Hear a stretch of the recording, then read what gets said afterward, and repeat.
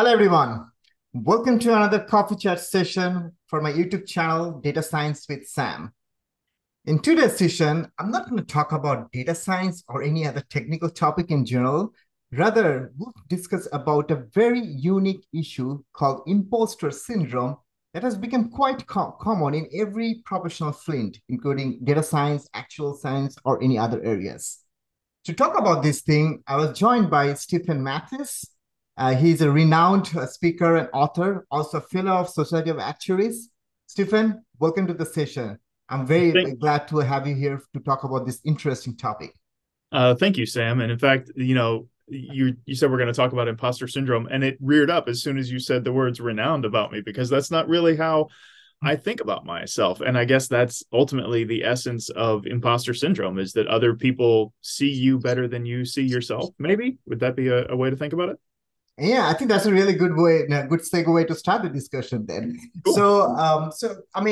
When you talk about imposter syndrome, right, it's kind of like the feeling of inadequacy or incompetency, always bog you down that you are not good enough, or whatever you learned in your life, or whatever the degree you got, whether it's a PhD or master's in an field area, that's kind of just went in vain since you are not good enough. So, Hmm. in your words, what do you think about this imposter syndrome? If somebody would ask you like, okay, give me like just a two-liners description about imposter syndrome, and that you can actually tell that to a 5-year-old kid. So, what would you tell to that person? What is imposter syndrome all about in just two-liners sentence? Gosh, in a couple of lines. Well, it might be something like Hmm. the more you know about a subject, the more you know you don't know about that subject. And one of the things that does is, like, in data science, in my world of actuarial, in engineering, in accounting, in law, in any other profession,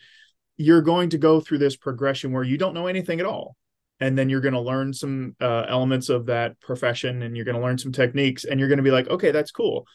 But what happens is it's kind of like an expanding circle. Like, so the circle is how much you know, and the circumference is how much you don't know. So whenever you learn something new and the circle of area expands, well, so does the circumference, like how much you don't know expands. And so then you're like, oh, I want to learn a new thing. So you learn a new thing. But how much you don't know, it's because you can see more elements of it. You can see more applications. You can see more ways of using that skill, and therefore it opens up more avenues to that creative mind. And so the more you know, the more you know you don't know.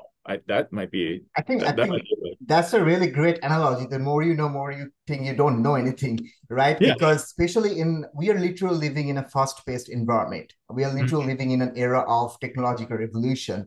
So Yeah. many things going on around the world. So every time I get on LinkedIn, I see people are doing so many innovative projects, whether in the field of artificial intelligence, machine learning, data science, or even in actual science, right? So I think that sometimes it kind of like gives us a kind of, I would say, a negative feeling that I feel like, oh, yes, I did a master's in data science. I knew a lot of about data science, but I don't think so I ever done this project in that way. So maybe that is something I should do or something I should have learned, but I did not. So am I good enough to do that kind of project? What a kid from like other part of the world already did, and he's doing really good. Like one example I can give you, I'm very interested in computer vision. But I've seen that there's so many young students and fresh like undergrad students are doing so many innovative work, and sometimes I feel like, yeah, I took a course in computer vision, but am I good enough to do anything in computer vision? I don't know. I think this kind of feeling basically maybe contribute to that imposter syndrome. Yeah, sure. When you're seeing other people that are doing things that you can't do, that Yes. certainly contributes to it. One of the things that, and I guess I'm going to reference my mother. She was a high school, she was a college French teacher for a while, Mhm. and in fact, here's an example that I'm going to say has taught me that, okay, you might not be able to do it, but so what? Do it anyway. One of the department chairs assigned her to teach a class on, say, 18th century French literature. And her response was, well, I don't know 18th century French literature, right? So the imposter is coming out there of saying, well, I don't know how to do it right now. But that other expert, the department chair, said, no, you're right. You don't know how to do it right now, but you can read 2 weeks ahead of the students. And therefore you can be the leader for them and you can guide them in that way. And I think that's one of the things that we do have when we get into some of those more advanced technologies. No, we might not know it. However, we have such a great background and such a wide background and such a specific background in whatever it is that we need. And we might not know it right now, but we can pick it up very Teach quickly. ourselves. Yeah, it's like Yeah, self-learning. Yeah. we can definitely be able to be successful at that. No, we can't do it right now, but when you started, before you had your master's degree, before you had your undergraduate degree, you didn't know those things either, and you still learned them, right? And so just because you don't know how to do it right now shouldn't stop you from trying. And I think maybe that's one of the that might be a lesson to take out of this discussion. I'm pretty sure. I mean, I think one thing I was just literally thinking, it's not only, I mean, obviously, I mean, having a degree, it's kind of like help you to kind of lay the foundation of a basic skills or like basic knowledge, and you can build upon that as you lay, like start working on a project, or maybe dive into like some of your professional work that kind of like relate to that particular field. But Yeah. so since you mentioned that your mom's personal story, I feel like it's also sometimes it boils down to the words of encouragement, or how your mentor or even your supervisor empowering you to take the challenge. I feel like sometimes that also helps to alleviate that imposter syndrome, because somebody is telling you that yes, you can do it. Okay. Right. Don't you think so? Yeah. Based on what you just said about your mom's Yeah. personal story. Absolutely. It's that objective perspective. Like somebody is external to you saying, no, I believe that you can do this. And that's why I've asked you to do this. And so case in point, like you sent me a message that said, hey, I'd like you to be on a podcast to talk about imposter syndrome. And again, my first thought was, wait, why me? Because I don't feel like I'm that expert. And yet somebody outside of me saw something that said, okay, this person, would be a good reference for that. So even if I don't feel it, it can still be true. And this is another thing that one of my other friends said. Somebody tells her all the time, your feelings are valid, but they're not true. And in the same way, like our feelings of inadequacy are valid. We feel that way, but it's not true that we're inadequate. And all we have to do is look at that external perspective that is, maybe it's making the request of us to take on another project. Maybe it's making us, asking us to step into a role. Maybe it's something else that's telling us that we can handle this other component that we didn't believe by ourselves. But that external view, that external perspective says, okay, yes, I do see all those avenues in you, or I do see all those competencies in you. And it's that external perspective that I think we are going to have to learn how to trust more than our own internal conflicts and feelings when it comes to situations like this. Yeah, I think that's a really good point. And that's kind of like, again, I mean, we talked about this imposter syndrome, and like we know that there are different aspects of imposter syndrome. It could arise anytime in your personal life, whether you're dealing with your professional work, you're kind of struggling to like get done with the project, or even you're like you're not getting good score or good grades in the school. That's kind of like started giving you this imposter syndrome. But Sure. at every time when we have this kind of syndrome, I mean, do you think that what would be our first point of like from my personal experience, I'll tell myself that always that like it's okay to not know everything. Like sometimes when this imposter syndrome, maybe I never actually had this syndrome, but if it ever kicks in my brain, I would always try to tell myself that it's okay to not know everything. Just focus on what you're good at, and also focus on something that will be kind of that aligned with your self-interest and your passion. So I feel like that's maybe one way to deal with that. But again, that's just my personal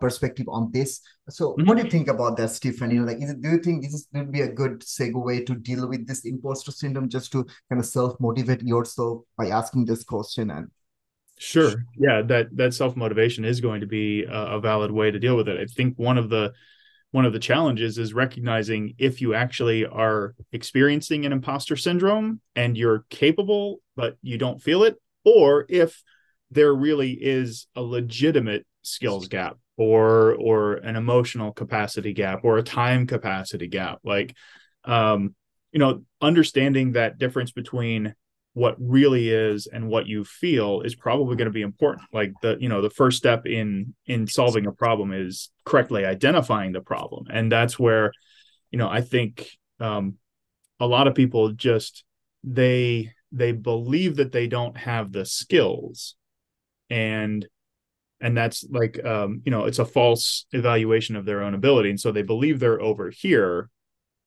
but what is really happening is that they're fooling themselves, and they're exhibiting this imposter syndrome for whatever reason that it's going on. Can the idea of just move forward be valuable? Absolutely. And I think that that's probably one of the things that is valuable, is people just actually trying something, and admitting. And here's the thing where we might need to put our ego aside sometimes. We might need to admit that, okay, I don't know all of the skills that I need to have, or all of the technology that I need to know. I don't have everything 100%. I have 85% of what might be ultimately needed, and I'm comfortable moving forward with that, and then picking up the rest along the way. So I think that idea of just moving forward and admitting that there might be some bits missing of whatever it is that you want, whether it's a technology, whether it's a skill, and working to pick that up along the way, is a good way to get past that initial hesitation that often comes with that feeling of inadequacy. Even if you're not inadequate, that it does feel that way. So that's, I guess, my perspective on that one.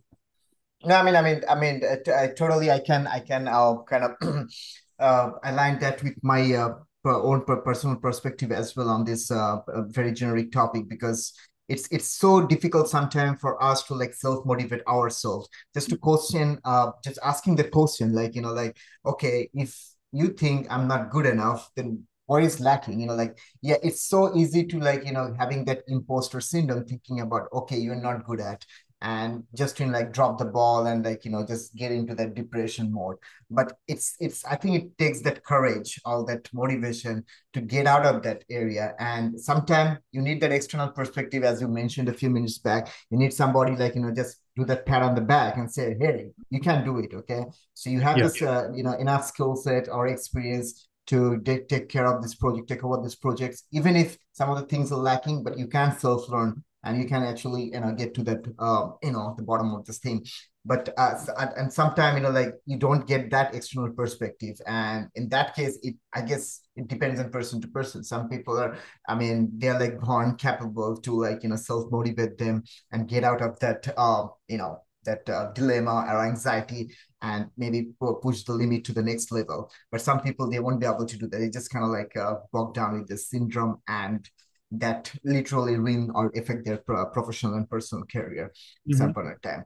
So so talking about this imposter, now we're talking about more of how we can alleviate some of the imposter syndrome. So as you said, the external perspective work, and sometimes it also works that like you need some people, some good mentor or supervisor that can give you an impact, or that can actually make impact to alleviate this kind of syndrome. So do you think that in a professional workplace, when we work with the people, and when you see that your coworker is doing well, or your colleagues are doing very well than you, do you think it's also kind of like a human mindset that, okay, as I talk about that, always comparing yourself with someone, that also kicks in that imposter syndrome sometimes? Because it's like a kind of like an essence of human mind, right? We always compare ourselves with someone, right? Even if it's not a good thing, but we always judge ourselves based on someone else's skill set or their performance or achievement, right? So I just feel like sometimes that also kind of like contributes to the imposter syndrome. What do you think, about that? Absolutely. Yeah. That idea of comparison, not only to yourself and your own standards or your own skills, but to your peers or to the people who are above or below you, that can definitely be play an impact in how you view what you're doing. And, I have to admit that there were times in my career where I thought I was better than the guy next to me because I was passing my actuarial credentialing exams faster than he was. But okay, in the end, I think that was a bit of a skew on what it is what skills I had, or what skills he had. It didn't really necessarily mean that I was a better person or a better employee. It just meant that I was better at this one task, right? I had some kind of an advantage there. And so that's the same thing with any of those other avenues. Like, my skill at say passing these exams had really nothing to do with the other 90% of my employment, right, and my position. So to view this one area where I was, I guess, objectively better, and then translate that into everything else was probably a poor perspective, because then it gave me this inflated sense of ego, or inflated sense of ability. And then, if I were to look at somebody else, maybe they're better at one area and I'm focusing only on that one area, and I'm ignoring the whole rest of the perspective. And so that definitely goes both ways. And humans are we are competitive people, because we kind of had to be. We grew up in an era, like, and I'm talking 50 million to a million years ago, where there weren't technology like this, right? We were out hunting animals and trying to stay warm in the winter. And so we had to be competitive, and we had to be very, very rigid about what it is that we were doing in order for us to survive. And unfortunately, fortunately, we don't need to do those same kinds of activities now. But unfortunately, our unconscious mind doesn't know that, right? It's the subconscious mind that's driving a lot of these things. So that's where, that comparison comes in. That's where the feelings of inadequacy and imposter syndrome come in. That's where a lot of those subconscious, unadmitted impulses drive a lot of our conscious, quote, decision making, even though it's such a small fraction of everything that has happened in our whole day or in our whole life. And I see you, kind of smiling, and I'm sure you felt the same way too at times. There's like, definitely. Why am I doing this? Right? You're like, why am I doing this? I kind of intellectually, I know it's not the right thing to do. And yet there's a part in your brain that says, yeah, we're going to do it anyway. Right. And I'm sure you've felt that same sort of comparison. I can definitely give you like a very small example. And I think my viewers will be interested to know that being a YouTuber, I started this journey a year back. But sometimes I always like get into my YouTube channel to see how many subscribers I have.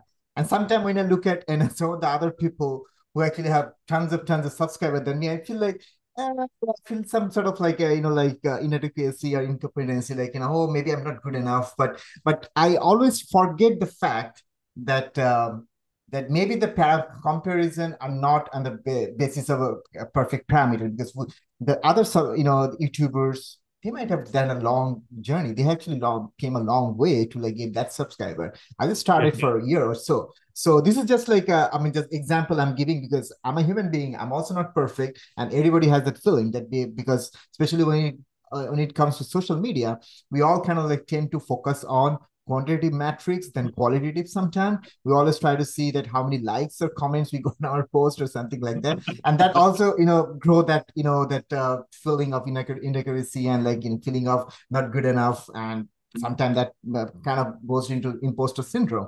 I mean, because everything is so correlated with each other. So yeah, this is just an example, I mean, because we all been going through the same thing, and I don't think so human mind would ever divert from that competitive mindset. But I think I going back to your point, I guess there's one way maybe we could reduce that or elevate it a little bit by thinking about, yeah, you can definitely compare yourself with other, but maybe asking the question, is it this comparison is based on an uniform matrix? Like if I'm trying to compare myself with a YouTuber who has been around for more than 10 years, that's not a fair comparison. No, it's not. Think about that. Okay, so yeah, then maybe I can focus on, well, I compare with somebody who started the journey at the same time, or maybe sharing similar kind of contents, and see where I'm lacking, So I feel like, that's why comparison is good, it's healthy, but you always try to, understand that, okay, so all the comparison metrics, the parameter you're choosing, is it uniform? Is it like, relevant enough? So you can put yourself in the same bucket with the other person whom you're comparing with. So I feel like that might help a little bit. Again, that's just my personal perspective. Yeah, but that comparison, you can fall very easily into, as you said, that spiral of negative thought because, well, I'm not as good as them or I'm not as good as them. But then again, when you do the same kind of cohorting that you're talking about, well, let's compare only to people who started about the same time, who publish about the same type of content, who publish about the same frequency. Well, eventually you bring that all the way down to you're only comparing against yourself. And Yeah. so like you're because you are so unique and you are so different, and generally that's what happens, and that's where we get the idea. And I think that we should, there's a lot of people that try to ignore what's happened in the past, and I think that's all well and good for, say, things like decision making, right? You shouldn't make your future decisions based on sunk costs or what has happened in the past. However, if you're trying to evaluate your own achievements, I think you should spend time looking at what you have been able to do in the past 12 months, 12 years, or et cetera, where you have come, and spending some time looking at that and reflecting on how Just much yeah. you've been able to do, not so much on what you haven't done or what is still to come. And listen, I say this, I speak to you as much as I speak to me. I speak to me as much as I speak to you because this is a challenge that I have. It's just And the continuous progress, right? At yeah, some point in time, you just compare yourself to see you're on right track or you're progressing year by year. Because I feel like right. we all should have like a yearly roadmap and see where we are at the end of the year, Yeah, and just make an assumption. Okay, did I learn something, as opposed to the previous year, or how did I make progress? Because I think I was listening to one of these, I guess, interesting speakers talk about inspirational stuff.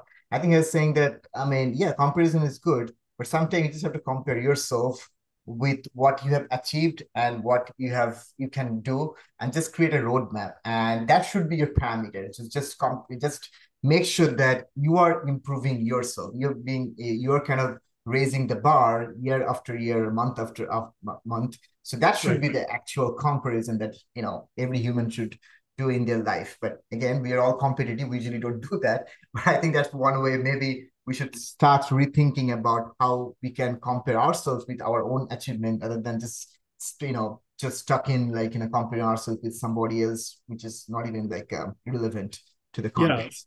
At the same time, it's very easy to compare against yourself against somebody else because there are so many ways to do that. Like there's an athletic event where the fastest person is pretty clearly the fastest, or the one who Yeah, can jump the highest is just the one who jumps the highest. And the basketball game where the team that scores the most points, clearly they're better.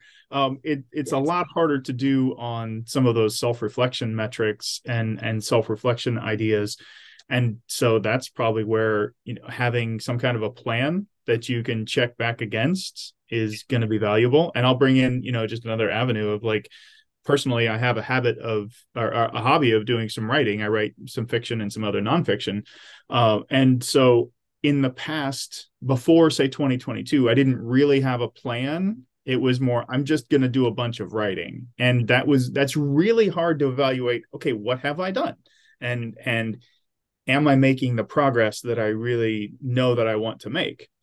So at the beginning of 2022, I set out, okay, well, what are the things that I can do? Not like how much do I want to have done, but what can I do over the next period of time? And I started actually making tracking of that. Like, how many times am I sitting down to actually write a story? How many times am I finishing something? How many times am I submitting something? And so now at the end of this year, I'm going to be able to go back and say, okay, here's what I plan to do. Here's how much I actually got done.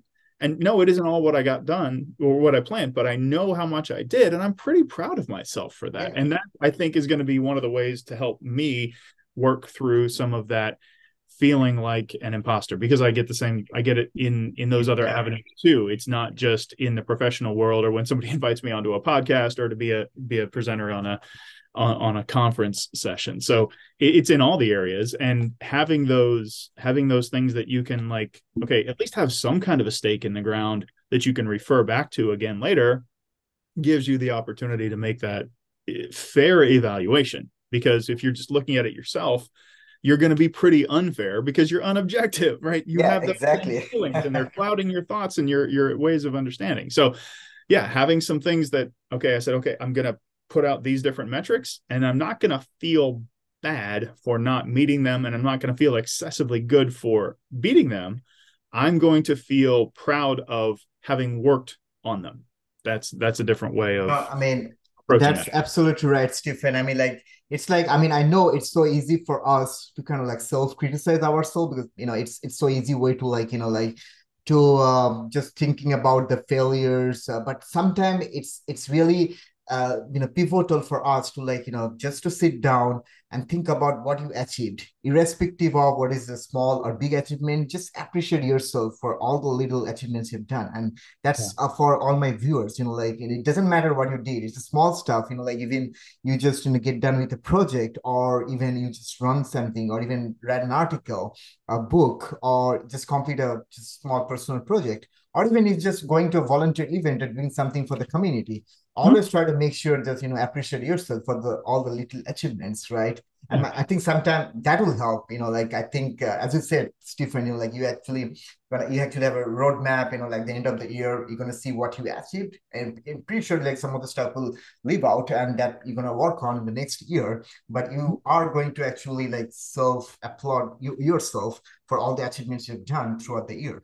And I Yeah. think that's also very important for people to not to overlook that, because sometimes that helps you to like, just uh, avoid that imposter syndrome. Because when when you just, like celebrate your achievement, you can think about that. Yeah, that gives you like a positive vibe. It's like a positive thing, that's definitely help you with your mental anxiety and other stress and trauma. Yeah. Absolutely. Yeah, I guess I wanted to I just wanted to encourage, you or some other people to think about, how do you celebrate those achievements, and then yeah, finding ways to celebrate along the way too. Not You don't have to wait until the end of the year, and find the ways that are in the intermediate of saying, hey, you know what, that was a good one today. It wasn't like great, but it was good. Yeah. And It's like, that's sometimes we encourage kids, right? We can encourage our right. kids. And, like we literally encourage them for little things, like if they go to like a show or they do something else. So sometimes, even if you're a grown adult, I think we have to encourage ourselves sometimes. It's not like just because we don't expect any sort of self-achievement. Maybe if nobody's actually, like appreciating you, just appreciate yourself. I think it's Mhm. just a mindset we all need to have. And I think that will definitely help us out in future. Yeah. Because sometimes external perspective work, but you don't even know that maybe your manager or supervisor are going to help you out, or like appreciate you all the time. If they do, then you're very lucky, but don't bother about that if they don't, because sometimes you just appreciate yourself. Right. That will definitely help. Yeah, So and it might sound like we're saying the same things that everybody else is saying, and we kind of are, but that's okay. But like, there's okay, there's yeah, enough people that don't do these activities for themselves that they need to hear it more and more and more and over and over correct. and over. So yes, I'm sure there's other people that will tell you Oh, this. yeah. Over communication is always better than under communication, and maybe sometimes it's for Absolutely. appreciation is better than under appreciation. At Yeah. least there's so yeah, so talking about this, that one thing I was so when you're talking about imposter syndrome, it's about like underestimating yourself, like always putting yourself in that, the radar that, yeah, you're not good enough. If I, on the flip side, there's other thing there's a thing, psychological term we call as Dunning-Kruger effect, which is more Mhm. of like overestimating your ability. And that sometimes it not only impact you, it's actually impact your surroundings, your external people you work with, because you literally put a wrong perspective to them that, you are an overachiever, you can do anything. And that sometimes that actually impact a project, or that impact the people, surrounding yourself or your colleagues. Mhm. So choosing between imposter syndrome and Dunning-Kruger effect, I mean, I just wanted to ask this question here. Do you Good. think which one is the lesser evil? I mean, which one would you rather have, and the other one you don't want to have in your, in the Yeah, mindset you don't have, like, what I do you think think? I think I would It rather might be a have. tricky question, but I just wanted to ask that. I think I would personally rather have the imposter syndrome. Mm-hmm. Um, and because I think the error is it's better to err on the side of caution in that way than to err in the side of ability, because when we prove my assumption wrong when I assumed I couldn't do it, it's a better situation. If Correct. we prove my assumption wrong when I'm overconfident, it's a poor outcome generally, right? Does Because impact the others, not only right. you. And yet at the same time, I want on my team, I want like 80% of the people to have imposter syndrome. I want 20% of people to have some Dunning-Kruger effect so that we get some balance. And I Okay. want some people to be overconfident because then they're going to pull us along farther. Like if we aim for, if we start here and we aim for here and we get, 10% better, okay, great. But if the people that are supremely confident say, if we start here and we can get there and we miss it by like, 25%, look how we're so much farther out. We need to have, Balance, yeah. I think we need to have a balance of both on the team, but it doesn't need to be equal. I think it needs to be weighted one way or the other. And I think I would vote for a stronger weight on the imposters, like themselves. And yet we need that challenge. We need somebody out there telling us, oh, hell yeah, you can do that. I know that you can do that, even though they're the ones that are overconfident in their own skills and in everybody else's skills, because I think that's probably a way to balance and move forward. So you asked me, I'm going to ask you, which one would you rather have? I mean, yeah, I mean, again, to be honest with you, I think I really like the idea of like having a balance, not is like a proportional between like having a people with imposter syndrome and the people with Dunning-Kruger effect in the same team. But I think now I'm thinking about it that, like I feel like sometimes you need the Dunning-Kruger effect people. But for me, I mean, I would rather have imposter syndrome than, having the Dunning-Kruger effect, because for me, imposter syndrome is gonna like impact me, which I can overcome. But Yeah. Dunning-Kruger effect is also going to impact my colleagues, my work, or like because they're going to have a wrong perspective about myself. So I don't want to get down to that. But when you started talking about that, we still need to have the balance. Like suppose if I manage a team, if I have people, 10 people, I would still rather have like a few people with the Dunning-Kruger effect, because that will gonna bring that positive vibe, that energy, which might like, empower the people with the imposter syndrome. I didn't think about it, but you started talking about maybe that would be a good to not having a people with only one mental syndrome, effect Right. in the team. It needs some sort of a balance. And yeah, sometimes maybe those Dunning-Kruger effect people would create I would say some sort of like a competitiveness among the team, which might like, bring those people with imposter syndrome up to that skill. And that will it will be a healthy competition Oh, for sure. yeah. And as a manager, it's up to you how you can actually identify them, because you have to identify the people with the imposter syndrome versus people with Dunning-Kruger, so you can actually manage them efficiently. And both of them have their own unique skill set and power, so you got to actually use it to the good use. So Yeah. yeah, so going back to, since you asked me the question, imposter syndrome, anytime because I would rather have imposter syndrome, so I'll be impacted by my own mental anxiety or mental, issue, other than Right. impacting someone else with my Dunning-Kruger effect. But I like the idea of having a balance of like a people with both the syndromes in your team. So that will basically make the workplace more efficient, and maybe both of them can learn from each other. I mean, it's Right. just Yeah. And I think that both will learn and both will adapt to each other. And there could be times when people in one avenue are really, they're really far on this end of the spectrum, and then they go over to this one on another project, or even later within the same project, or after you work with certain people. And nobody should be assumed to be 100% fixed and rigid where they are right now, and that's how they're always going to be as well. That was another question that somebody asked me a while ago.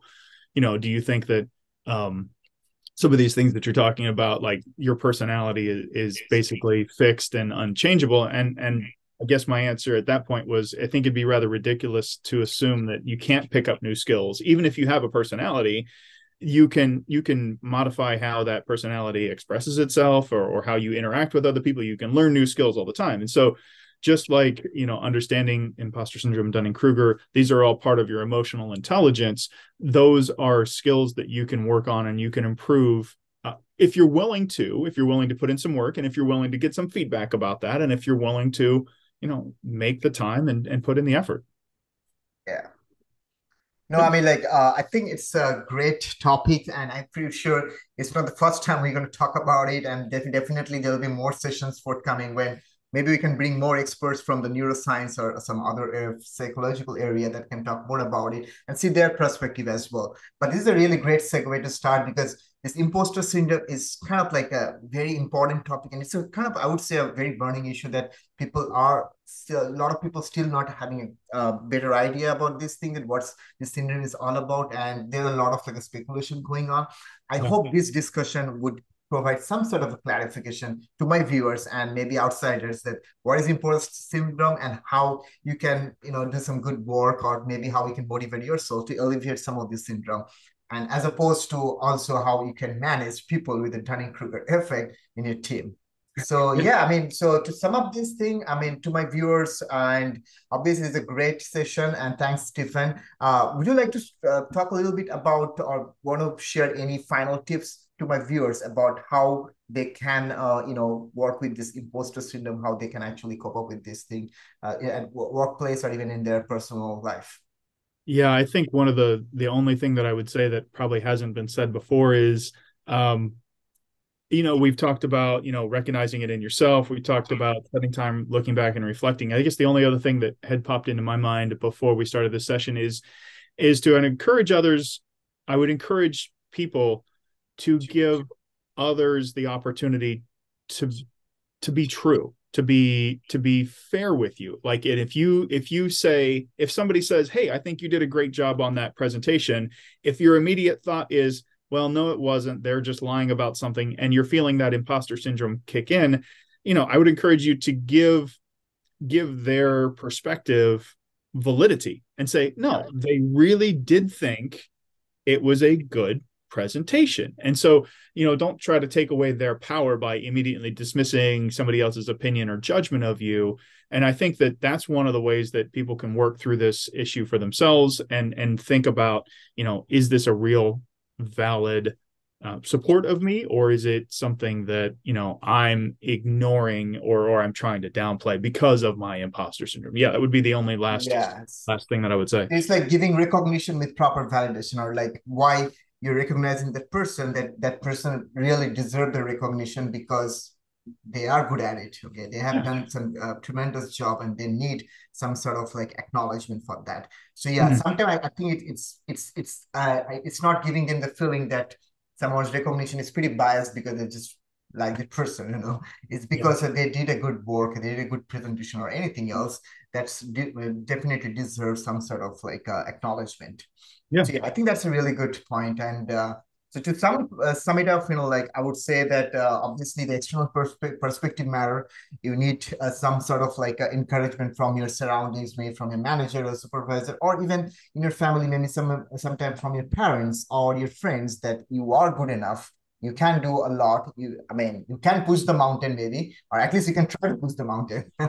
And also sometimes it's also boils down to a human being. And I know sometimes the self empowerment and sometimes the self motivation would do the trick. We can't expect that everybody would have that some kind of a mindset, but we can still think about and maybe sometimes sit down and just acknowledge yourself or appreciate all the small achievements you have done, because in our today's world, I think we all deserve some of the acknowledgement. We all are different. We all have done great work in our own respective areas, and I think Mhm. we all need some sort of recognition, either from outside or sometimes just self acknowledge yourself. Yeah. And again, I can't emphasize that. And it's been a pleasure talking to you, Stephan. Yeah. And thanks for sharing all your perspective about this thing. Well, this is, again, just a segue to get into broader discussion topics related to the same matter. But we will definitely catch up again to talk about Excellent. more on imposter syndrome. Maybe we can invite more guests who can provide their perspective as well. And we will, maybe more things will come out. So thanks, Stephan. Thanks for your time. Again, as I said, it's a pleasure talking to you. To my viewers, please keep following Stephan on LinkedIn. He posts a lot of interesting articles and stuff that will definitely interest you. And also, please don't forget to like and subscribe to my channel, as I'm going to bring more coffee chat session on some different matters that's not really data science, but I'll definitely influence your professional career and personal life. So till Excellent. then, stay tuned and goodbye. Thanks, Stephan. You're welcome.